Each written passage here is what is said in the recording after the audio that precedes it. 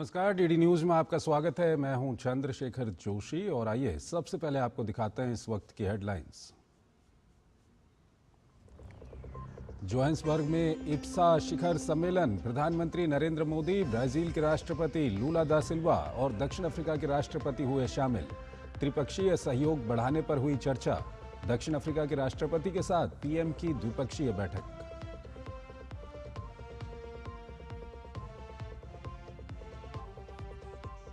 जमीयत उलमाए हिंद के प्रेसिडेंट मौलाना अरशद मदनी के भेदभाव वाले बयान को बीजेपी ने बताया गैर जिम्मेदाराना। शहनवाज हुसैन ने कहा माफी मांगे मदनी, जेडीयू ने भी की कड़ी आलोचना। यूपी के मुख्यमंत्री योगी आदित्यनाथ और आरएसएस प्रमुख मोहन भागवत ने जनेश्वर मिश्रा पार्क में दिव्य गीता प्रेरणा उत्सव में लिया भाग। योगी ने कहा जबरन धर्मांतरण को नहीं किया जाएगा बर्दाश्त। भारतीय बैडमिंटन खिलाड़ी लक्ष्य सेन ने जीता ऑस्ट्रेलियन ओपन का खिताब। फाइनल में जापानी खिलाड़ी योशी तनाका को हराया। इस सीजन में लक्ष्य की पहली खिताबी जीत। और 56वें भारतीय अंतर्राष्ट्रीय फिल्म महोत्सव में आज तमिल फिल्म लॉकडाउन का होगा वर्ल्ड प्रीमियर। मास्टर क्लास के साथ ही लता मंगेशकर मेमोरियल टॉक का भी होगा आयोजन।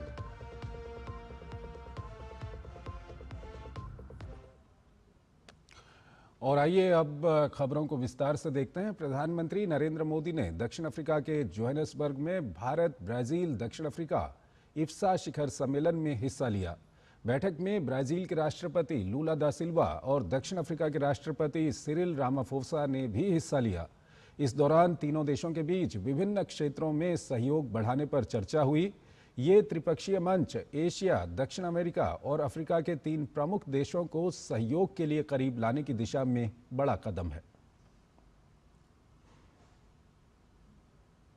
प्रधानमंत्री नरेंद्र मोदी की दक्षिण अफ्रीका यात्रा का आज तीसरा दिन है। पीएम ने दक्षिण अफ्रीका के राष्ट्रपति सिरिल रामाफोसा के साथ द्विपक्षीय बैठक की। वार्ता में भारत दक्षिण अफ्रीका रिश्तों से जुड़े विभिन्न पहलुओं पर चर्चा की गई।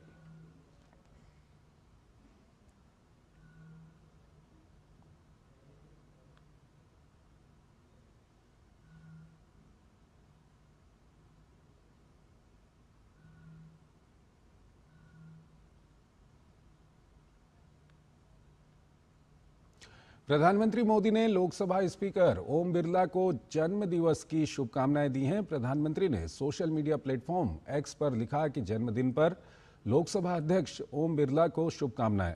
सदन में आप अपने शांत व्यवहार और नेतृत्व क्षमता के लिए जाने जाते हैं। सदन में विधायी प्रक्रियाओं को मजबूत करने, रचनात्मक बहस को बढ़ावा देने और संसद की गरिमा बनाए रखने के इनके प्रयास सराहनीय हैं। ये बिना थके संसद को रचनात्मक और जनहितैषी बनाए रखने के लिए काम करते हैं। राष्ट्र की सेवा के लिए ईश्वर उन्हें लंबी आयु और स्वस्थ जीवन प्रदान करे।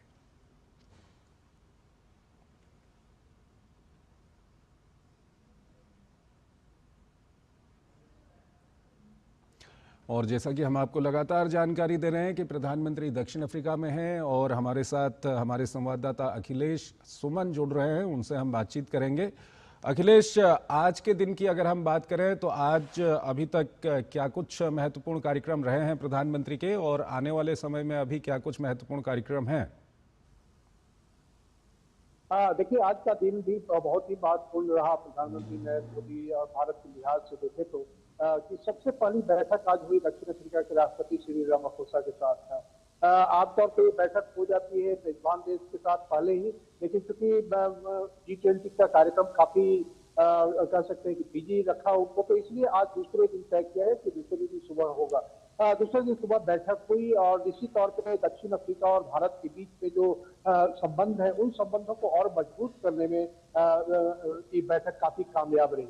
आप जानते हैं कि जो साउथ अफ्रीका और भारत दोनों हैं वो दोनों ब्रिक्स के भी सहयोगी हैं, दोनों इप्सा के भी सहयोगी हैं। इसके अलावा इंटरनेशनल लेवल पे अगर कहें तो दोनों एक दूसरे ने औपनिवेशिक सत्ता को भोगा है और उसके खिलाफ आवाज बुलंद की है और उसके बाद आजादी प्राप्त की है। तो भारत और साउथ अफ्रीका आज के दिन में भी उनके संबंध किस तरह से प्रासंगिक हो सकते हैं, इसके बारे में प्रधानमंत्री नरेंद्र मोदी ने सिरिल रामाफोसा से बात की। दूसरी बैठक जो है बहुत ही महत्वपूर्ण इब्सा बैठक हुई। इंडिया ब्राजील और साउथ अफ्रीका की संरचना तो बहुत पहले बनी थी, हो सकता है 13 साल पहले 14 साल पहले ही बनी थी, लेकिन बीच में कई बैठकें नहीं हो पाई थी। विभिन्न राजनीतिक परिस्थितियां थी जिसके कारण ये भारत ब्राजील और साउथ अफ्रीका के शीर्ष नेताओं की बैठक नहीं हो पा रही थी। लेकिन आज ये बैठक हुई और थोड़ी देर पहले इस बैठक तकरीबन 9:30 बजे बैठक संपन्न शुरू हुई, तकरीबन 10 बजे तक चली ये बैठक। और उस बैठक में भी कह सकते हैं कि बहुत ही गर्मजोशी के साथ तीनों देशों ने जो वर्तमान चुनौतियां हैं दुनिया की, खास करके जो अनिश्चितता फैली है दुनिया में, जो अमेरिका और उसके कई तरह तरह के की शर्तों के कारण, उस में ये बैठक को काफी महत्वपूर्ण माना जा रहा है। प्रधानमंत्री नरेंद्र मोदी ने ब्राजील के राष्ट्रपति लुला ने और उसके बाद दक्षिण अफ्रीका के राष्ट्रपति सिरिल रामाफोसा ने, तीनों ने इस बात को रेखांकित किया कि देखिए आज की परिस्थिति में भारत और ब्राजील और साउथ अफ्रीका एक ही तरह की चुनौतियां झेल रहे हैं। तीनों के अंदर बड़ी जनसंख्या है, जिस जनसंख्या में एक कह सकते बहुत महत्वपूर्ण युवा शक्ति है, काफी युवा जनसंख्या है भारत ब्राजील और साउथ अफ्रीका के बीच में। तीनों ग्लोबल साउथ के सबसे बड़े देशों में शुमार किए जाते हैं, तीनों लोकतंत्र है और तीनों के युवाओं के अंदर एक कैपेसिटी है कि वो अपने देश को आगे बढ़ा सके, अपने देश के सामने की चुनौतियों को पूरा कर सके। उसमें जिसके पास भी जो तकनीकी क्षमता है, संसाधन की क्षमता है, उन संसाधनों और तकनीक से एक दूसरे की मदद कर सकते हैं। इन तीनों देशों ने यह भी कहा कि इप्सा फंड जो है, इप्सा फंड जो है बहुत ही महत्वपूर्ण एक सहयोगी हो सकता है। और प्रधानमंत्री नरेंद्र मोदी ने IPSA fund for climate change resilience के लिए भी एक प्रस्ताव दिया। तो निश्चित तौर पे इप्सा की जो बैठक थी वह भी काफी अहम रही। जी। और उसके बाद प्रधानमंत्री नरेंद्र मोदी अभी गए हैं जो तीसरा सत्र है, महत्वपूर्ण सत्र G20 का, उस तीसरे सत्र में वो भाग लेंगे और उनका भी इंटरवेंशन होगा उस तीसरे सत्र में, जिसका मैं कहूँ कि केंद्र बिंदु है क्रिटिकल मिनरल्स और एआई और फ्यूचर ऑफ द वर्ल्ड। तो क्रिटिकल मिनरल्स और एआई अभी फ्यूचर ऑफ द वर्ल्ड को डिसाइड करने की स्थिति में आ गया है। और जैसा आप जानते हैं कि भारत जैसे देश जो है उन्होंने अपने तकनीकी क्षमता में, कंप्यूटर सॉफ्टवेयर की क्षमता में जो महारत हासिल की, उधर दक्षिण कोरिया के अंदर क्रिटिकल मिनरल्स काफी प्रचुर मात्रा में उपलब्ध है और ब्राजील के पास भी बहुत सारी तकनीकी क्षमता है जो कि ग्लोबल साउथ के देशों में कम पाया जाता है। तो इस रूप में कहें तो ये भी बैठक जो है ये काफी महत्वपूर्ण होगी। और इस बैठक में ब्राजील, साउथ अफ्रीका, भारत तीनों जब मौजूद होंगे तो देख सकते हैं कि आप इप्सा की जो प्रतिध्वनि है यहाँ भी सुनाई पड़ेगी और ग्लोबल साउथ की आवाज भी एक बार फिर सुनाई पड़ेगी कि किस तरीके से क्रिटिकल मिनरल्स का जो मोनोपोली है किसी एक देश के पास नहीं होना चाहिए, उसको विकेंद्रीकृत होना चाहिए, उसका प्रोसेसिंग विकेंद्रीकृत होना चाहिए और उसका जो डिस्ट्रीब्यूशन है वो भी विकेंद्रीकृत होना चाहिए। तो ये महत्वपूर्ण बैठक में प्रधानमंत्री नरेंद्र मोदी अभी हिस्सा ले रहे हैं। अखिलेश, अगर G20 के आयोजन की बात करें तो अभी तक जितने सत्र हुए हैं वहां पर भारत की तरफ से प्रधानमंत्री नरेंद्र मोदी ने काफी अच्छे प्रस्ताव वहां पर रखे हैं, खास मंत्र वहां पर दिए हैं, चाहे हम स्वास्थ्य की बात करें या ड्रग ट्रैफिकिंग की बात करें। इसको लेकर के क्या कुछ कहेंगे? जो भारत का योगदान है G20 में वो एक बार फिर देखने को मिला है वहां पर। निश्चित तौर पे देखिए 2023 से जब भारत की अध्यक्षता स्वीकार की और भारत की अध्यक्षता में तकरीबन एक साल में इतने अन्य सारे कार्यक्रम हुए, अन्य सारी बैठकें हुई, इतने तरह के मुद्दों पर विचार किया गया जो ग्लोबल साउथ की चिंताओं को रिफ्लेक्ट करता है। और इसके लिए प्रधानमंत्री ने एक फॉर्मेट याद किया। उन्होंने G20 की शिखर बैठक के पहले 2023 में ग्लोबल साउथ के देशों की एक वर्चुअल कॉन्फ्रेंस आयोजित की और उनसे समझने की कोशिश की कि ग्लोबल साउथ जो सारे जो जितने कॉन्टिनेंट हैं उन सारे कॉन्टिनेंट में ग्लोबल साउथ की समस्याएं क्या है, उनके सामने चुनौतियां क्या है और किस तरीके से विकसित देश जो है वो ग्लोबल साउथ के साथ सामने आने का रास्ता, सहयोग का रास्ता तय करने में साझेदार हो सकते हैं। तो ग्लोबल साउथ की उस आवाज को प्रधानमंत्री नरेंद्र मोदी ने और ग्लोबल साउथ के जो भी देश है G20 में रखा था और उसके बाद फिर प्रधानमंत्री नरेंद्र मोदी ने 2023 के G20 शिखर सम्मेलन के बाद फिर ग्लोबल साउथ के नेताओं से वर्चुअली बात की। तो वो जो एजेंडा सेट किया गया था उस समय इंडोनेशिया के बाद भारत के पास आया था और वो एजेंडा समझ सकते हैं कि अभी तक भारत के बाद ब्राजील के पास आया, ब्राजील के बाद दक्षिण अफ्रीका के पास आया और जिस तरीके से कल विदेश मंत्रालय के सचिव हम लोग को ब्रीफिंग कर रहे थे। उन्होंने बताया कि भारत की जो एजेंडा सेटिंग का काम था उस समय, वो तीनों सब्सिक्वेंट जो G20 के शिखर सम्मेलन है उसके सामने आई। और कह सकते हैं कि जिस तरीके से लीडर्स स्टेटमेंट एडॉप्ट हुआ, चाहे वो ब्राजील में हो या दक्षिण अफ्रीका में कल हुआ, तो एक यह दिखाता है कि जो G20 के विकसित देश है उनके अंदर भी यह एक समझदारी विकसित हो रही है कि ग्लोबल साउथ को साथ लिए बिना अब उनकी क्षमता का न तो कोई विस्तार होगा, न उनकी क्षमता का कोई उपयोग होगा। इसीलिए सर्वसम्मति से ये प्रस्ताव लीगल स्टेटमेंट पारित हुआ है। और उस लीगल स्टेटमेंट पे खास तौर पे जो प्रधानमंत्री नरेंद्र मोदी ने इस बात को रेखांकित किया कि किस तरीके से आतंकवाद की जो समस्या है वो लगातार दुनिया के देशों में विकास में सबसे बड़ी बाधा बन रही है, और खास करके जो ग्लोबल साउथ के देश है उनके विकास में बड़ी बाधा बन रही है। जहाँ की रेडिकलाइजेशन, धार्मिक आधार पर रेडिकलाइजेशन की प्रक्रिया है, कुछ जो ग्रुप हैं आतंकवादी समूह चलाते हैं, उनका संबंध जो है नार्को टेररिज्म से है, नार्कोटिक्स के टेररिज्म से है, जो आर्टिफिशियल आजकल जो ड्रग्स बनाए जा रहे हैं उनके एक्सपोर्ट इंपोर्ट से है अवैध तरीके से। तो ये सारी जो समस्याएं हैं, इन सारी समस्याओं को सभी देशों को मिलकर करना पड़ेगा। ये प्रस्ताव उन्होंने रखा काफी शिद्दत से, और इस प्रस्ताव को कह सकते हैं कि आतंकवाद के खिलाफ सभी प्रकारों और रूपों और किसी भी कारण से हो उसकी निंदा की गई G20 के लीडर सम्मेलन में। तो एक तरह से कि भारत का जो यह सबसे बड़ी चिंता है कि आतंकवाद हमारे विकास में, हमारे समाज के एक संगठित ढांचा बनने में समस्या हो रही है, उसके खिलाफ में G20 के देश खड़े थे। वो उसके अलावा प्रधानमंत्री के 6 प्रस्ताव भी रखे। उन प्रस्तावों के बाद का जो G20 सम्मेलन होगा, G20 की बैठकें होंगी, उनमें प्रस्ताव वो किस तरीके से उन पर चर्चा होती है देखने वाली बात होगी। लेकिन उसमें एक महत्वपूर्ण बात जिसका मैं जिक्र आपके सामने करूंगा कि वो जो है कि हेल्थ के मामले पे उन्होंने कहा कि एक हेल्थ के मामले में हम लोग को एक ऐसा अलायंस विकसित करना चाहिए जिसमें कि एक सारे जो लोग हैं, जो G20 के लोग हैं और ग्लोबल साउथ के लोग खास करके, उनको हेल्थ की समस्याएं हो अगर होती है तो उसको मुकाबला करने के लिए सारे देश सामने आए। और एक उदाहरण है पूरी दुनिया के सामने किस तरह से कोविड-19 पैंडेमिक के समय भारत ने एक कोविन ऐप बनाया। उसके बाद भारत ने दुनिया के कई देशों को अनुदान के तौर पे कोविड वैक्सीन दिया, कई देशों को जरूरत के हिसाब से दिया। तो जिसने भी जरूरत महसूस की भारत ने उसे कोविड का वैक्सीन दिया। तो इस तरह का अलायंस, इस तरह का सहयोग दुनिया में और हो सकता है, इसके बारे में भी उन्होंने प्रस्ताव रखे। उसके अलावा देखिए जो डेटा का एक काम है, सैटेलाइट डेटा का, वो एक महत्वपूर्ण है कि सारे देशों के साथ एक डेटा का एक हब बनना चाहिए जिससे कि डेटा शेयरिंग हो और डेटा लोगों से ले सके। तो यह एक प्रस्ताव है। लेकिन इससे भी महत्वपूर्ण बात जो प्रधानमंत्री ने वहां रखी वो एक है कि देखिए डिजिटल इंफ्रास्ट्रक्चर, किस तरीके से डिजिटल इंफ्रास्ट्रक्चर हमारे यहाँ जो बना भारत में, उस डिजिटल इंफ्रास्ट्रक्चर में किस तरीके से सरकार की जो कल्याणकारी योजनाएं हैं और जो बेनिफिशियरी जो सरकार के कल्याणकारी योजनाओं का है, किस तरीके से उनको डायरेक्ट बेनिफिट ट्रांसफर हो रहा है और बीच में बिचौलियत जो है उसको अव्यवस्थित नहीं कर पा रहे। तो यह बहुत ही महत्वपूर्ण कह सकते हैं कि परियोजना है जो G20 के देश भी अपना सकते हैं, चाहे वो विकसित हो या विकासशील देश हो। और इससे जो सारे जो गवर्नमेंट टू पीपुल का जो पूरा संबंध है वो संबंध और प्रगाढ़ होता है बिना किसी थर्ड पार्टी के इन्वॉल्वमेंट के, थर्ड जो कह सकते हैं कि जो बिचौलिए है इनके इन्वॉल्वमेंट के। तो यह एक बहुत महत्वपूर्ण प्रस्ताव प्रधानमंत्री ने किया है और इसको शामिल किया। अखिलेश, आपसे ये भी जानना चाहेंगे कि अगर हम G20 की बात करते हैं तो एक बड़ा स्टेक होल्डर जो है अमेरिका वहाँ पर मौजूद नहीं है, और अभी जब क्लोजिंग सेरेमनी होगी तो ये जानकारी मिल रही है कि अमेरिका के कोई एम्बेसडर वहाँ पर रहेंगे। लेकिन ओवरऑल हम बात करें तो G20 में जब अमेरिका वहाँ पर मौजूद नहीं है तो कहीं अमेरिका की कमी खली है वहाँ पर? देखिए निश्चित तौर पे अमेरिका G20 का कह सकते हैं कि सबसे विकसित देश है और अमेरिका की जो पूरे जो ताना बाना बनी है दुनिया के देशों के साथ, कि दुनिया के सभी देशों की अर्थव्यवस्थाएं और यहाँ तक कि सभी देशों के तकनीकी जो संबंध है वो भी अमेरिका के साथ जुड़े हैं।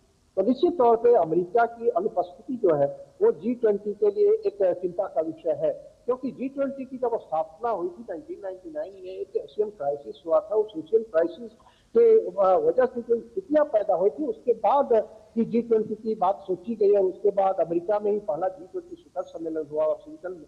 और उसके बाद अमेरिका लगातार G20 के देशों के साथ सहयोग करता रहा है और इसका मकसद ये था कि देखिए तकनीकी विकास चाहे अपन कितना कर ले, आप फिनेंशियल प्रॉस्पेरिटी जितनी आ जाए, लेकिन फिर उसका अगर आपके दुनिया के अन्य देशों के साथ आपके संबंध नहीं रहेंगे तो वो विकास बिल्कुल ही आप कह सकते हैं कि आप कुएं की मेंढक की तरफ हो जाएंगे और उसकी भी एक सीमा बन जाएगी। तो इसीलिए जो विकसित देश थे उन्होंने सोच समझ के G20 में भाग लिया और G20 के साथ सक्रिय रूप से जुड़े रहे।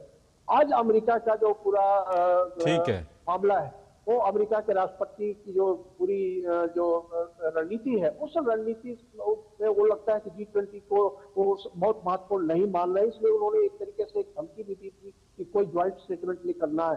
लेकिन सिरिल रामाफोसा ने कहा कि जो G20 के जो सदस्य देश है वो इस तरीके का निर्णय लेंगे, उस निर्णय के अनुसार से होगा। तो एक तरीके से कहें कि अमेरिका की अनुपस्थिति निश्चित तौर पर एक चिंता का विषय है, लेकिन अमेरिका की अनुपस्थिति से G20 काम करना बंद कर देगा या G20 के देशों ऐसा नहीं है। ठीक है, ठीक है। जो संपर्क है वो नहीं होगा, ऐसा नहीं है। G20 शिखर सम्मेलन में साबित किया है। बहुत बहुत शुक्रिया आपका अखिलेश, तमाम जानकारियों को हमारे दर्शकों तक पहुंचाने के लिए। और खबरें अभी और भी हैं हमारे पास, लेकिन यहाँ पर एक छोटा सा ब्रेक।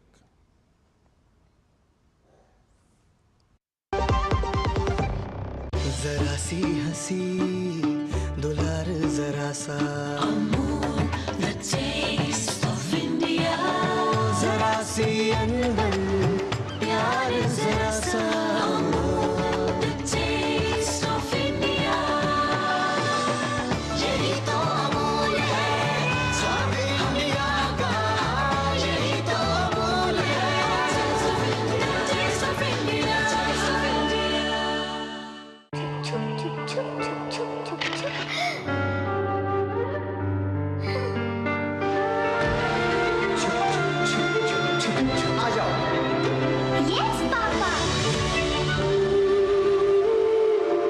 जिंदगी किसी के लिए नहीं रुकती, हम भी आपको कहां रुकने देंगे। जिंदगी के हर मोड़ पर LIC है तो इंश्योर्ड है। LIC हर पल आपके साथ। मेरी पसंद, मेरी पसंद,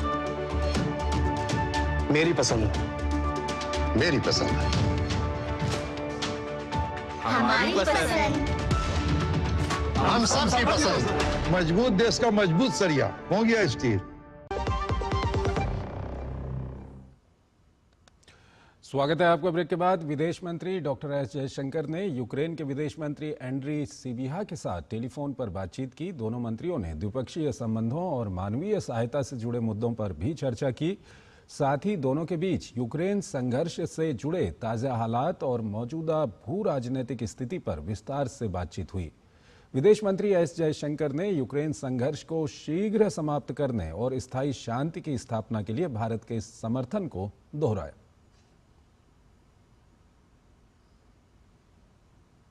उपराष्ट्रपति CP राधाकृष्णन ने आंध्र प्रदेश के प्रशांति निलयम पुट्टुपर्थी में Shri Sathya Sai Institute of Higher Learning के 44वें दीक्षांत समारोह में भाग लिया।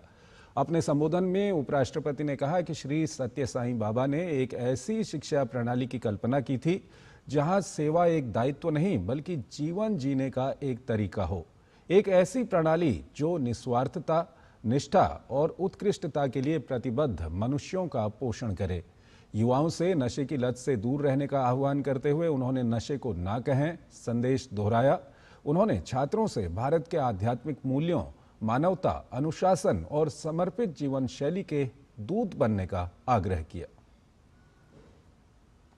Bhagavan Sri Satya Sai Babaji visualized an education system where service is not an obligation but a way of life. Without we serving the society will not become vibrant, the society will not become good, the society will not take care of itself. We have to build a good society. That cannot happen in dream. That's why we have to love the society. We have to serve the society without any expectation. That is what is the great preachings of our Bhagavan Satya Sai Babaji. Karnataka Congress सरकार में मुख्यमंत्री बदलने को लेकर DK Shivkumar और सिद्धारमैया के बीच खींचतान जारी है। अब इस बारे में कर्नाटक के गृह मंत्री और पार्टी के वरिष्ठ नेता जी परमेश्वर ने कहा कि मुख्यमंत्री बदलने का फैसला कांग्रेस में आलाकमान करते हैं। अभी तक इस बारे में आलाकमान ने कोई निर्णय नहीं लिया है। उन्होंने कहा कि 2.5 साल बाद सीएम पद में बदलाव होगा, ऐसा कभी नहीं कहा गया था। बदलाव करना हाईकमान पर निर्भर करता है, हम किसी को बदलने वाले नहीं हैं। भारतीय जनता पार्टी ने सोशल मीडिया एक्स पर मौजूद कई ऐसे सोशल मीडिया हैंडल पर हिंदू विरोधी और भारत विरोधी विभाजनकारी प्रोपेगेंडा चलाने का आरोप लगाया है। पार्टी नेता और भाजपा के आईटी सेल के प्रभारी अमित मालवीय ने आरोप लगाया है कि कई ऐसे कांग्रेस समर्थक और हिंदू विरोधी सोशल मीडिया हैंडल हैं जो गलत आईडी का इस्तेमाल कर भारत विरोधी विभाजनकारी प्रोपेगेंडा चलाते हैं। इसको लेकर भाजपा नेता अमित मालवीय ने कुछ चौंकाने वाले खुलासे भी किए हैं। अमित मालवीय ने सोशल मीडिया प्लेटफॉर्म एक्स पर लिखा कि इनेबल्ड लोकेशन डिटेल्स के बाद एक दिलचस्प पैटर्न सामने आया है। बहुत सारे कांग्रेस समर्थक हिंदू विरोधी और जाति आधारित बांटने वाले हैंडल भारत से ऑपरेट भी नहीं हो रहे हैं। कई तो पाकिस्तान, बांग्लादेश और एशिया और दुनिया के दूसरे हिस्सों से चलाए जा रहे हैं। लगभग सभी ने अपनी पहचान छिपाने के लिए कई बार अपने यूजर नेम बदले हैं। ये क्या दिखाता है? भारत की सोशल बातचीत को प्रभावित करने, गलत जानकारी फैलाने और अंदरूनी फूट को गहरा करने के लिए एक कोऑर्डिनेटेड ग्लोबल ऑपरेशन भारत के खिलाफ ये साजिश अब सामने आ गई है। जमीयत उलमाए हिंद के अध्यक्ष अरशद मदनी के मुसलमानों के साथ भेदभाव वाले बयान की कड़ी आलोचना हो रही है। भाजपा प्रवक्ता शहजाद पूनावाला ने अरशद मदनी के बयान पर तीखा हमला बोला है। उन्होंने कहा कि मदनी वोट बैंक और तुष्टीकरण के नाम पर आतंकवाद का बचाव कर रहे हैं। शहजाद पूनावाला ने यह भी कहा कि महबूबा मुफ्ती और इल्तिजा मुफ्ती जैसे लोग भी आतंकवादी नेटवर्क के बचाव के लिए स्पिन डॉक्टर ऑफ टेरर बन चुके हैं, जो राष्ट्रीय सुरक्षा के लिए चिंता का विषय है। वोट बैंक और तुष्टीकरण के नाम पर तुष्टीकरण वाले भाईजान एक बार फिर से काम पर और आतंकी बचाव लॉबी और इकोसिस्टम काम पर। जिस प्रकार से अरशद मदनी जी ये बात कर रहे हैं, क्या वो भूल गए कि इस देश में तो गृह मंत्री और राष्ट्रपति भी मुस्लिम रहा है? परंतु ये दुख की बात है कि जब भी कोई आतंकी पकड़ा जाता है, जो जमात कहती है कि आतंकवाद का कोई मजहब नहीं होता, वो तुरंत मजहबी आधार पर आकर कैसे आतंकवाद का बचाव करने लगती है। और केवल अरशद मदनी की बात नहीं है, चाहे पी चिदम्बरम हो, चाहे महबूबा मुफ्ती हो, चाहे इल्तिजा मुफ्ती हो, अबू आजमी हो, हुसैन दलवाई हो, सभी लोग इस आतंकवादी डॉक्टर्स नेटवर्क ऑफ टेरर के लिए बचाव के लिए स्पिन डॉक्टर्स ऑफ टेरर बन चुके हैं। भाजपा नेता सैयद शाहनवाज हुसैन ने अरशद मदनी के बयान को गैर जिम्मेदाराना बताते हुए कहा कि उनसे ये उम्मीद नहीं थी कि जमीयत उलमाए हिंद के अध्यक्ष इस तरह का बयान देंगे। उनको मालूम होना चाहिए कि भारत का मुसलमान हर वो पद को पा सकता है जिसका संविधान ने उसे अधिकार दिया है। जमायतुल उलमा हिंद के सदर अरशद मदनी का बयान बहुत गैर जिम्मेदाराना है। जमायतुल उलमा हिंद जो आज़ादी के आंदोलन में शामिल रही, उससे ये उम्मीद नहीं हो सकती थी कि इस तरह का बयान वो देंगे। उनको मालूम होना चाहिए कि भारत का मुसलमान भारत का राष्ट्रपति बन सकता है, क्रिकेट हॉकी का कैप्टन बन सकता है, भारत का मुसलमान चीफ जस्टिस बन सकता है, भारत का मुसलमान एयर चीफ मार्शल बन सकता है, भारत का मुसलमान हर वो पद को पा सकता है जो भारत के संविधान ने उसको अधिकार दिया है। और इसकी बहुत सी मिसालें रही हैं, लेकिन ये कहना कि कहीं का वाइस चांसलर नहीं बन सकता, ये बहुत गैर जिम्मेदाराना बयान है। मौलाना अरशद मदनी को माफ़ी मांगनी चाहिए। वहीं जनता दल यूनाइटेड के जदयू प्रवक्ता नीरज कुमार ने मौलाना मदनी के बयान की आलोचना की और कहा कि ये हिंदुस्तान है, यहाँ की जमहूरियत बेहद सुरक्षित और मजबूत है। देश में हर जाति धर्म के लोगों को काम करने का पूरा अधिकार है। मौलाना मदवी साहब, ये हिंदुस्तान है और हिंदुस्तान की जमहूरियत इतना सुरक्षित और संरक्षित है कि आप न्यूयॉर्क जा रहे हैं। अरे माननीय नीतीश कुमार जी की तरफ नजरें तो इनायत कर लीजिए। Faizan Mustafa Chanakya national law institute के वाइस चांसलर हैं, जो देश में मानक माना जा रहा है। मौलाना मजरूल अरबी फारसी विश्वविद्यालय डॉक्टर मोहम्मद आलमगीर बिहार में वाइस चांसलर के रूप में पदासीन है। तो जमहूरियत है, संविधान है, देश के हर धर्म के लोग, हर जाति के लोग को काम करने का अधिकार है। उत्तर प्रदेश के लखनऊ के जनेश्वर मिश्र पार्क में दिव्य गीत प्रेरणा उत्सव का भव्य आयोजन किया गया, जिसमें सीएम योगी आदित्यनाथ और आरएसएस प्रमुख मोहन भागवत शामिल हुए। अपने संबोधन के दौरान मुख्यमंत्री योगी ने धर्मांतरण पर तीखे तेवर दिखाते हुए कहा कि कुछ लोगों ने सेवा को सौदे का माध्यम बना लिया है। उन्होंने आरोप लगाया कि ऐसे तत्व लोभ, लालच और दबाव के जरिए भारत के लोकतंत्र को बदलने की साजिश रच रहे हैं। सीएम योगी ने स्पष्ट किया कि ये लोग छल और छद्म वेश का सहारा लेकर भारत की आत्मा पर प्रहार करने का निरंतर प्रयास कर रहे हैं। कुछ लोगों ने दुनिया में भी और भारत में भी सेवा को सौदे का माध्यम बनाया है। वे लोभ से, लालच से, दबाव से भारत के डेमोक्रेसी को बदलने के लिए हर प्रकार के छल और छद्म का सहारा लेकर के अपना ताना भी और अपना बाना भी बदल करके भारत की आत्मा पर प्रहार करने का प्रयास कर रहे हैं।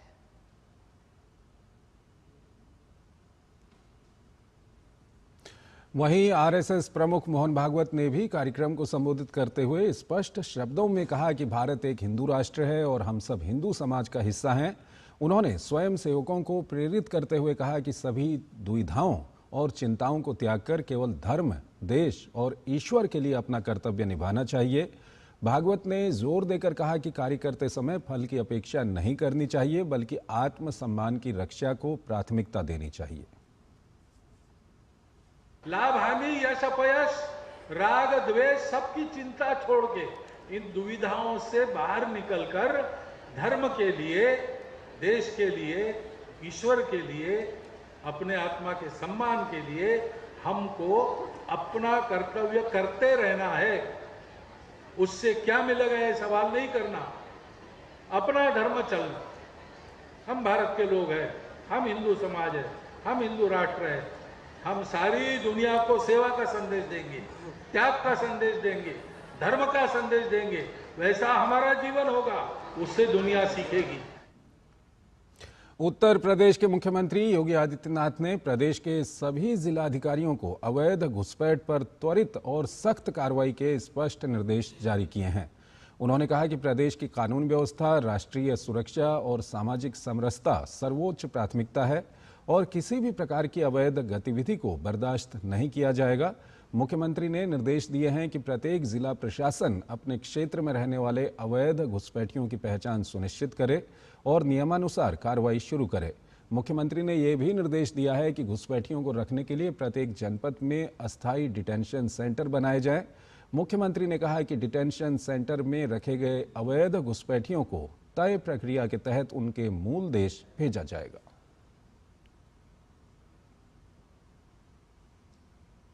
अयोध्या में श्री राम मंदिर के मुख्य शिखर पर 25 नवंबर को भव्य ध्वजारोहण होने जा रहा है। इस ऐतिहासिक आयोजन से पहले मंदिर परिसर में तैयारियां अंतिम चरण में हैं और पूरे प्रदेश में उत्साह का माहौल है।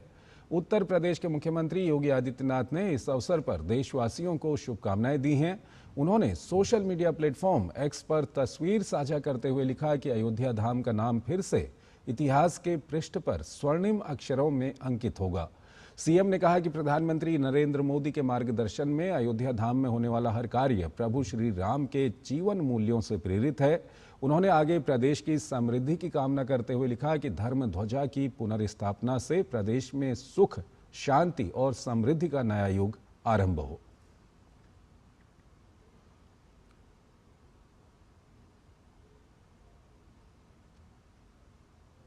तो जैसा कि हमने आपको बताया कि अयोध्या के श्री राम जन्मभूमि मंदिर में 25 नवंबर को ध्वजारोहण समारोह होगा। समारोह की तैयारियां जोरों पर हैं। श्री राम मंदिर के हर कोने को खूबसूरत तरीके से सजाया जा रहा है। हमारे संवाददाता ने मंदिर परिसर के भीतर तैयारियों का जायजा लिया। इस वक्त दूरदर्शन उत्तर प्रदेश की टीम मौजूद है अयोध्या स्थित भगवान श्री राम के दिव्य और भव्य मंदिर में, जो नवनिर्मित है, जिसमें 25 तारीख को प्रधानमंत्री नरेंद्र मोदी धर्म ध्वजा फहराएंगे और इसके पूर्ण होने का कहीं न कहीं शंखनाद करेंगे।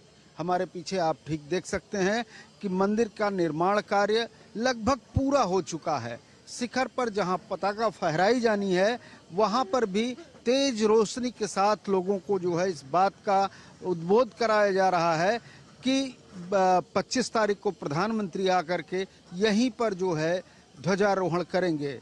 हमारे ठीक पीछे मंदिर के जो है इस वक्त यज्ञशाला में लगातार जो है उस ध्वज की पूजा अर्चना चल रही है। 5 दिनों तक चलने वाली इस पूजा अर्चना का अंतिम चरण होगा जब प्रधानमंत्री नरेंद्र मोदी उस ध्वज पताका के साथ भगवान श्री राम के चरणों में रख करके इसकी पूजा और अर्चना करेंगे।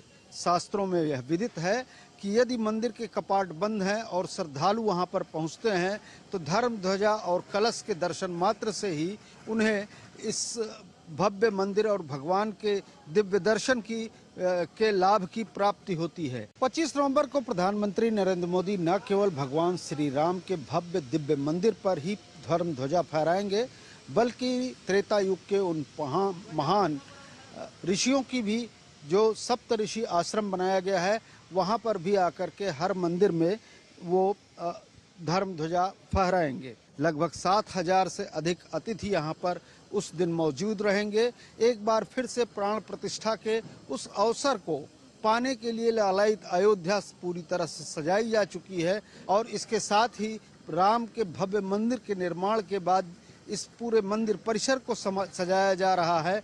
और सबसे खास बात यह है कि धर्म ध्वजा जिस दिन फहराई जा रही है, उस दिन भगवान राम और सीता का विवाह भी हुआ था और उस विवाह के उस मुहूर्त में कहीं न कहीं जो है धर्म ध्वजा फहरा करके सनातन धर्म की जो एक दर्शन है वह सारी दुनिया को अनुप्राणित करे, इस कामना के साथ यहाँ पर लोग लगातार चले आ रहे हैं। कैमरामैन विवेक के साथ आशुतोष शुक्ला, डीडी न्यूज, अयोध्या राम मंदिर परिसर। अयोध्या के श्री राम जन्मभूमि मंदिर में ध्वजारोहण कार्यक्रम को लेकर हर तरफ उत्साह का माहौल है। श्री राम जन्मभूमि तीर्थ क्षेत्र ट्रस्ट के महासचिव चंपत राय ने कहा कि ध्वजारोहण इस बात का प्रतीक है कि मंदिर अब पूर्ण हो चुका है। राम जन्मभूमि मंदिर निर्माण ट्रस्ट के महासचिव हैं चंपत राय जी, हमारे साथ मौजूद हैं। हम उनसे उनकी अनुभूति भी जानेंगे, मंदिर की खासियत भी जानेंगे और इस कार्यक्रम के बारे में भी जानेंगे।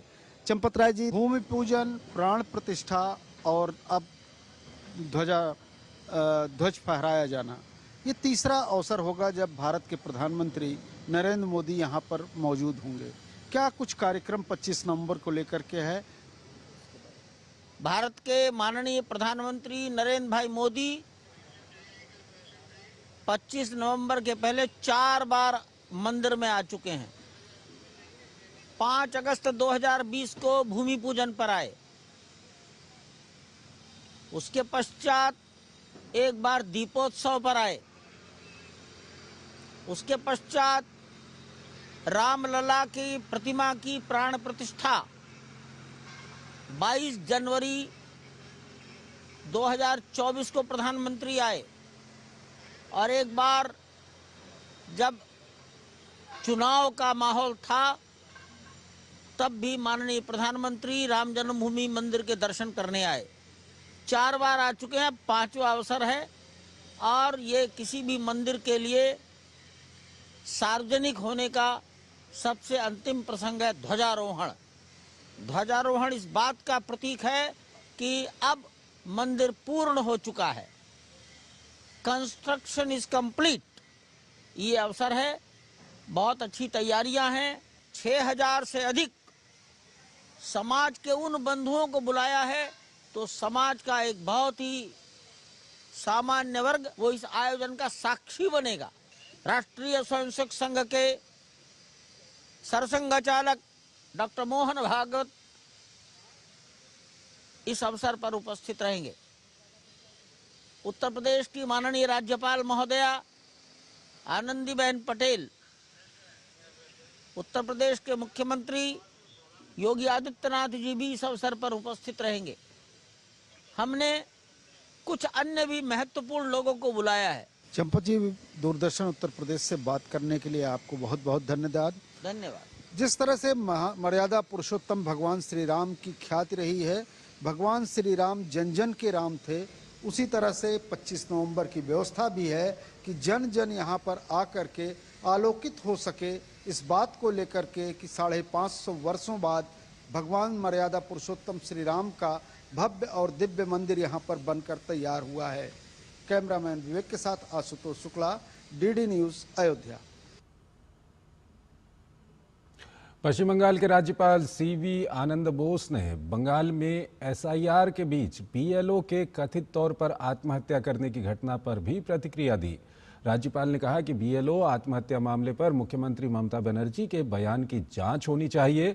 बंगाल से बांग्लादेशी नागरिकों के वापस भेजने पर राज्यपाल ने मीडिया से बातचीत में कहा कि वो भारत बांग्लादेश सीमा पर जाकर रियलिटी चेक करेंगे।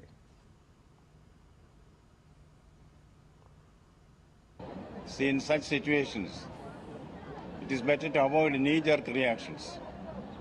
What the Chief Minister has pointed out has to be examined in detail, in depth, and I'm sure that we have an election commission which is strong enough, which has a balanced outlook. All these issues can be examined properly and appropriate solutions found. But what is required is free and fair elections in this country has to be followed meticulously. I will be visiting the border to make a reality check and then I will comment on that. Assam में अवैध घुसपैठ के खिलाफ राज्य सरकार की मुहिम जारी है। मुख्यमंत्री डॉक्टर हेमंत बिस्वा शर्मा ने सोशल मीडिया प्लेटफॉर्म एक्स पर 7 घुसपैठियों को वापस भेजने की जानकारी देते हुए लिखा कि रात 12:15 बजे गैर कानूनी एंट्री करने वालों को 7 घुसपैठियों को गेट 39 से वापस भेज दिया गया। ये इतनी आसानी से हुआ कि एथन हंट भी इसे मिशन पूरा हुआ कहेंगे। हमारे सिक्योरिटी फोर्स को सलाम, जिन्होंने इसे फास्ट एंड फ्यूरियस स्पीड से किया और बॉर्डर पर सनी देओल की तरह डटे रहे।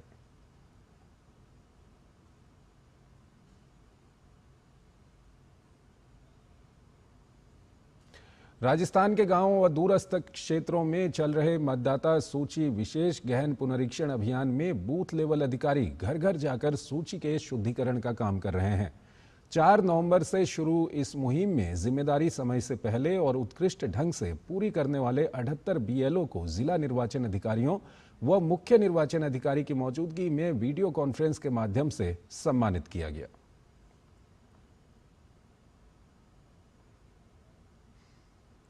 गुजरात के मुख्यमंत्री भूपेंद्र पटेल ने कच्छ को सैकड़ों करोड़ की परियोजनाओं की सौगात दी है। भूपेंद्र पटेल ने आज खत मुहूर्त सेरेमनी के तहत भुज में 503 करोड़ रुपए की विकास परियोजनाओं का उद्घाटन किया। ये परियोजनाएं सड़क, आवास और शिक्षा समेत 7 खास विभागों से जुड़ी हैं। इस अवसर पर मुख्यमंत्री ने कहा कि ये प्रयास कच्छ के पूरे विकास के माहौल को बदलने में बड़ी भूमिका निभाएगा।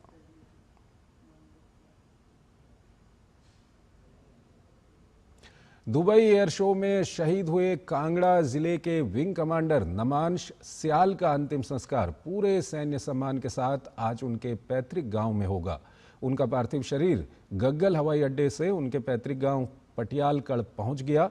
गग्गल हवाई अड्डे से पार्थिव देह रवाना होने के साथ ही रास्ते में अंतिम दर्शन के लिए लोग सड़क के किनारे खड़े रहे। नमांश सियाल के निधन से उनके गांव में ही नहीं बल्कि पूरे हिमाचल प्रदेश में शोक की लहर है। शहीद नमांश सियाल को अंतिम विदाई देने के लिए उनके गांव में भारी संख्या में लोग एकत्र हो रहे हैं।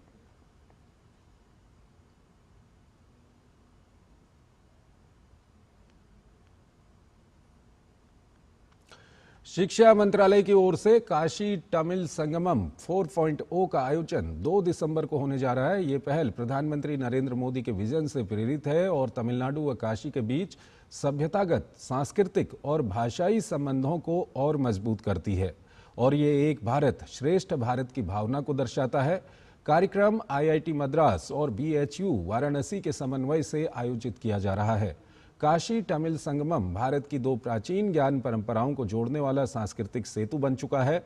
चौथे संस्करण का उद्देश्य अकादमिक संवाद, सांस्कृतिक आदान प्रदान और युवाओं की सक्रिय भागीदारी के माध्यम से जुड़ाव को और बढ़ाना है।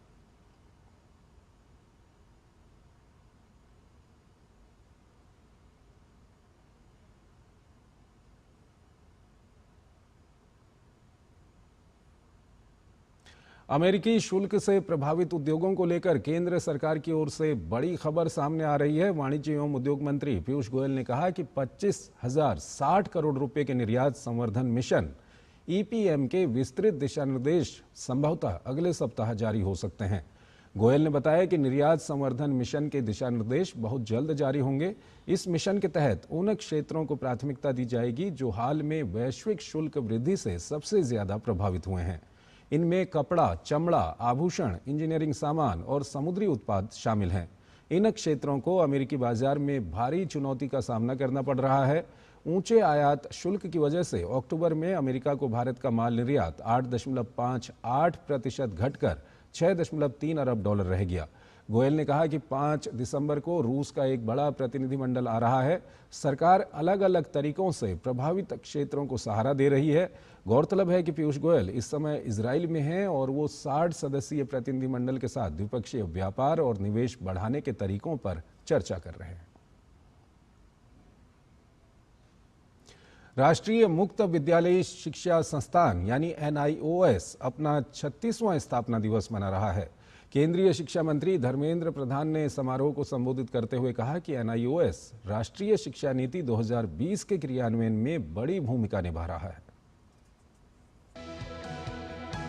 राष्ट्रीय मुक्त विद्यालय शिक्षा संस्थान के 36वें स्थापना दिवस समारोह के अवसर पर केंद्रीय शिक्षा मंत्री धर्मेंद्र प्रधान नई दिल्ली स्थित कौशल भवन पहुंचे। उन्होंने NIOS के ब्रिज कोर्स पोर्टल और स्व शिक्षण सामग्री का विमोचन किया। विभिन्न श्रेणियों में सर्वश्रेष्ठ प्रदर्शन करने वाले NIOS के विद्यार्थियों को पुरस्कृत किया।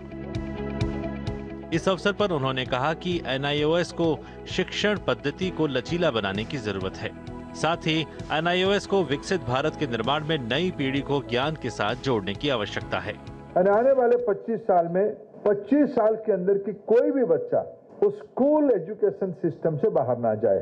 कोई स्टेट की बोर्ड में जाए, CBSE में जाए या NIOS या कोई स्टेट के ओपन लर्निंग बोर्ड पे जाए।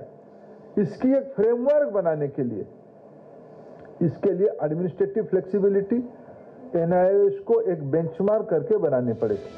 उन्होंने कहा कि AI तकनीक का प्रयोग शिक्षकों के प्रशिक्षण के लिए सार्थक बनाने से जुड़े प्रयास होने चाहिए। हमारे देश में 1 करोड़ शिक्षक है। 1 करोड़ शिक्षक को नई दुनिया को पहचान कराने के लिए मानवीय उद्यम पर्याप्त नहीं है। इसलिए मेरा दूसरा प्रमुख सुझाव रहेगा, फ्लेक्सिबिलिटी के अलावा एक कमेटी ऐसे बने जो टेक्नोलॉजी को सही इस्तेमाल करने के लिए AI टूल ट्यूटर बन सकता है क्या? ट्यूटर की ट्यूटर बन सकता है क्या? NIOS न सिर्फ स्कूलिंग बल्कि व्यावसायिक शिक्षा, विशेष जरूरत वाले बच्चों के लिए शिक्षण और स्किल डेवलपमेंट में भी महत्वपूर्ण भूमिका निभा रहा है। वर्तमान में लाखों विद्यार्थी NIOS के माध्यम से अपनी पढ़ाई जारी रखे हुए हैं। Chandrashekhar, DD news. खबरें अभी और भी हैं, लेकिन पहले यहाँ पर एक छोटा सा ब्रेक लेते हैं।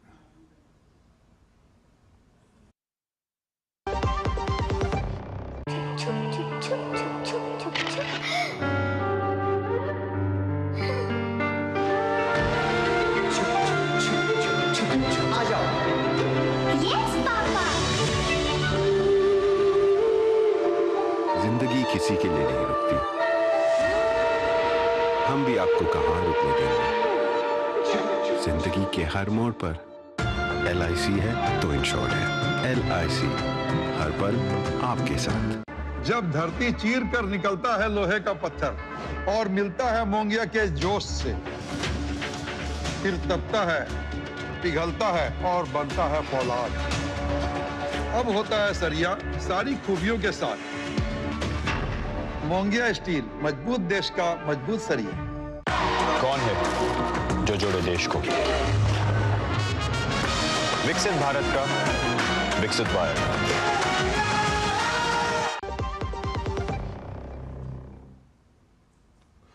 स्वागत है आपका। ब्रेक के बाद भारत ने पहले महिला दृष्टिबाधित T20 विश्व कप का खिताब अपने नाम कर लिया है। भारतीय टीम ने कोलंबो में खेले गए फाइनल मुकाबले में नेपाल की टीम को 7 विकेट से हरा दिया। भारत ने मैच में टॉस जीता और पहले गेंदबाजी करने का फैसला किया। नेपाल की टीम 5 विकेट पर 114 रन ही बना सकी और भारतीय टीम ने 3 विकेट और 17 रन बना मुकाबले को अपने नाम कर लिया। गौरतलब है कि इस टूर्नामेंट में भारत और नेपाल के अलावा ऑस्ट्रेलिया, अमेरिका, पाकिस्तान और श्रीलंका की टीमों ने भी हिस्सा लिया।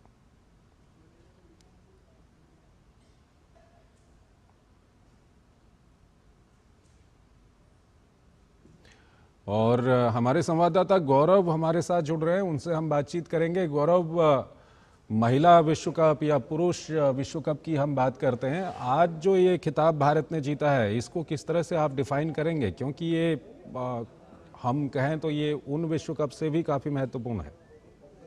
बिल्कुल जोशी, आपने बिल्कुल सही बात बोली है। और क्योंकि ये एक ऐसा विश्व कप है, क्योंकि हम जानते हैं कि पहली बार इस तरह का विश्व कप जो है वो आयोजित हुआ, पहली बार महिला दृष्टिबाधित T20 विश्व कप आयोजित हुआ और इसमें दूर दराज के जो खिलाड़ी हैं वो कहीं ना कहीं उन्होंने अपनी जगह बनाई और वो एक ऐसे ग्रामीण क्षेत्रों से निकल करके सामने आए जहां पर अपने आप में जो मुश्किलें थीं वो कम नहीं थीं। लेकिन उस सब के बीच में इसमें तारीफ़ करनी होगी जो फेडरेशन है, उनकी तारीफ़ करनी होगी कि जिस तरह से उन्होंने सपोर्ट दिया, खिलाड़ियों के लिए कैंप लगाया, उनकी जो ज़रूरतें हैं उनको पूरा किया और जो एक सपोर्टिंग स्टाफ होना चाहिए उसका बखूबी ध्यान रखा गया।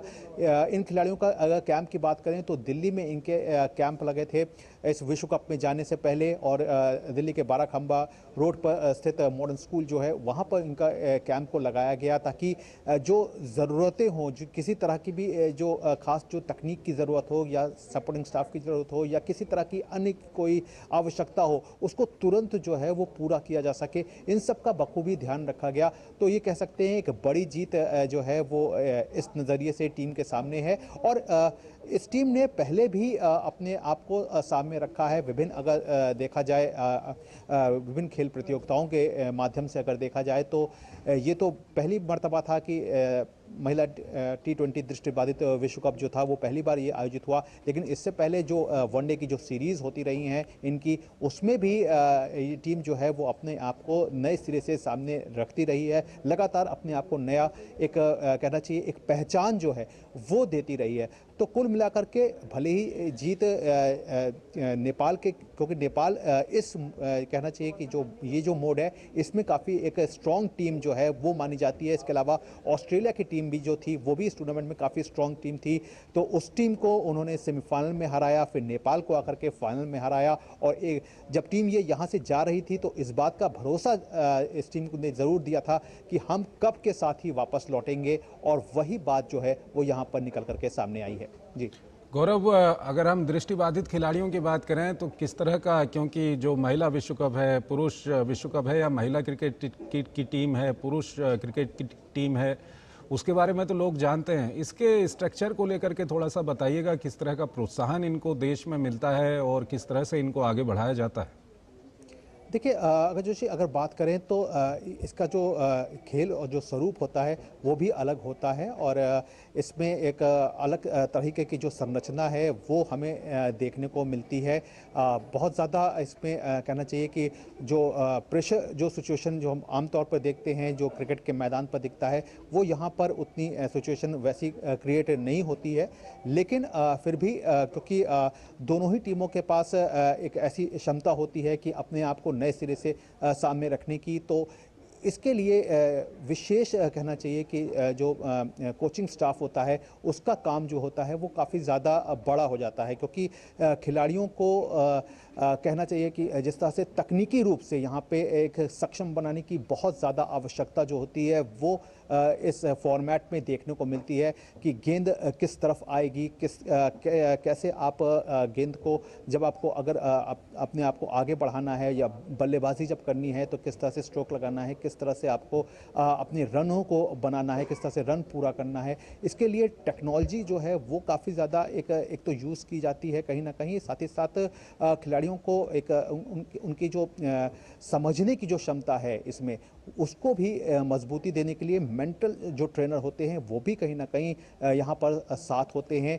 ताकि खिलाड़ी जो हैं वो केवल जो एक माहौल होता है उस सब के बीच में अपने आप का ना तो अपने ऊपर प्रेशर गेन करें और ना ही जो मैच की परिस्थितियां हैं उसके हिसाब से खुद को किस तरह से कूल और काम रखें। इसके लिए कंडीशनिंग कोच जो होता है उसकी भी एक जो आवश्यकता है उसको भी पूरा किया जाता है। तो कुल मिलाकर के इसमें जो तभी मैंने कहा कि जो सपोर्टिंग स्टाफ होता है उसका रोल जो है वो बहुत इंपॉर्टेंट हो जाता है। लेकिन अच्छी बात क्या है कि इसमें जितने भी खिलाड़ी थे उनको पहले से ही एक्सपोजर मिलता रहा है। इसके टूर्नामेंट्स जो हैं वो आयोजित होते रहे हैं। तो जब आप लगातार टूर्नामेंट्स खेलते रहते हैं तो आपको एक हैबिचुअल भी हो जाते हैं और आपको परिस्थितियों के हिसाब से किस तरह से अपने आप को ढालना है उसका भी बखूबी अंदाजा हो जाता है। जोशी गौरव, देश के जो खेल संस्थान हैं या हम सरकार की बात करें, किस तरह का प्रोत्साहन इन खिलाड़ियों को मिलता है?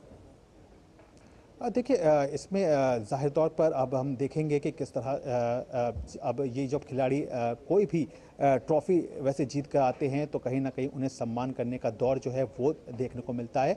लेकिन जो आपने सरकार की जो सपोर्ट की बात की तो उसके लिए इन्हें एक विशेष तौर पे कहीं ना कहीं इनका जो मैदान है उस पर इनका देखा जाता है कि उन्हें एक उस तरह का एक मैदान जो है जहाँ पे ये अपने आप को सही तरीके से ढाल सकें वो इनके लिए हमेशा उपलब्ध रहे।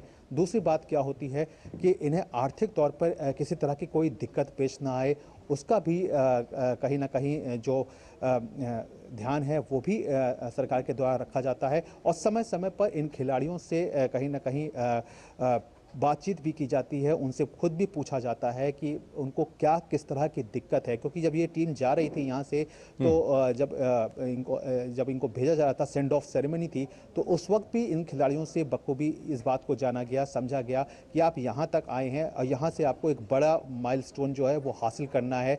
तो इस सब के बीच में अगर आपकी कोई दिक्कत है, अभी भी आपको अगर कोई परेशानी है या वहाँ पर आप किस तरह का सपोर्ट चाहते हैं, क्या कुछ और होना चाहिए, तो इस तरह की तमाम जो प्रक्रियाएं हैं वो आमतौर पर चलती रहती हैं। और उसी कड़ी में ये जो खिलाड़ी हैं वो अपनी बातों को सामने रखते भी हैं और अपनी दिक्कतों को, जो कुछ भी दिक्कतें होती हैं उसे बताते भी हैं और उसको बखूबी दूर करने का हर संभव जो प्रयास है वो किया जाता है। जी ठीक है, बहुत बहुत शुक्रिया आपका गौरव इन तमाम जानकारियों के लिए। और अगली खबर की ओर हम दर्शकों को लिए चलते हैं। अगली खबर भी खेल से जुड़ी हुई है। भारतीय बैडमिंटन खिलाड़ी लक्ष्य सेन ने ऑस्ट्रेलियन ओपन सुपर 500 का खिताब अपने नाम कर लिया है। लक्ष्य ने फाइनल मुकाबले में जापान के यूशी तनाका को 21-15, 21-11 के सीधे गेम में शिकस्त दी। लक्ष्य ने फाइनल मुकाबले को महज 38 मिनट के अंदर अपने नाम किया। लक्ष्य की ये जीत इसलिए बड़ी है क्योंकि इस सीजन की ये उनकी पहली खिताबी जीत है। इस पूरे टूर्नामेंट में लक्ष्य ने अपनी लय को खोने नहीं दिया। लक्ष्य ने इससे पहले सेमीफाइनल मुकाबले में चीनी ताइपे खिलाड़ी को शिकस्त दी थी। लक्ष्य केवल दूसरे भारतीय पुरुष खिलाड़ी हैं जिन्होंने इस खिताब को अपना बनाया है। इससे पहले साल 2017 में किदाम्बी श्रीकांत ने इस खिताब को जीता था।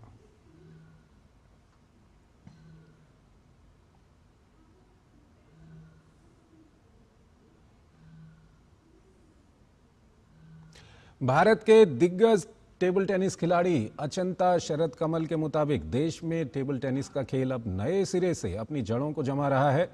डीडी न्यूज संवाददाता गौरव कुमार से बात करते हुए शरद ने बताया कि 2036 ओलंपिक मेजबानी के लिए देश के सपने को 2030 कॉमनवेल्थ गेम्स की मेजबानी से एक नया बल मिलेगा।